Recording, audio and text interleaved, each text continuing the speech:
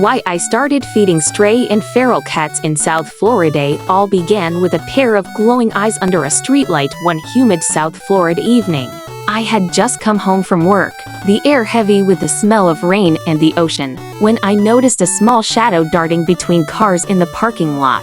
At first, I thought it was just another neighborhood stray, but when I crouched down and called softly, a skinny little cat crept out, her ribs showing and her eyes wide with hunger. That night, I brought out a small plate of food. She ate as if she hadn't seen a meal in days. I thought it would end there, a one-time act of kindness. But the next evening, she was back. And this time, she wasn't alone. A second cat followed her, then a third. Within a week, it became clear there was an entire hidden community of stray and feral cats living in the shadows of South Florida. Once I started noticing them, I saw them everywhere, lounging behind dumpsters, hiding under abandoned boats, darting across alleys at night.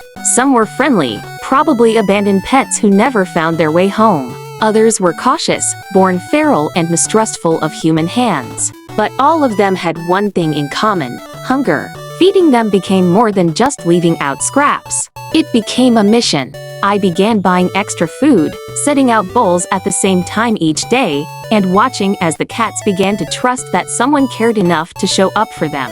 I started learning their personalities, one bold and bossy, another shy and gentle, another who would only eat after everyone else left. In South Florida, the heat, storms, and endless litters of kittens make life tough for ferals and strays. I realized that feeding them wasn't just about filling bellies, it was about giving them a fighting chance. Over time, neighbors began asking why I did it. The answer was simple: because once you look into their eyes and see both the fear and the hope, you can't turn away. What started with a single hungry cat became a calling. Each meal is a promise that they're not invisible, that in a world rushing past, someone sees them, cares for them, and is willing to make a difference, even if it's just one bowl of food at a time.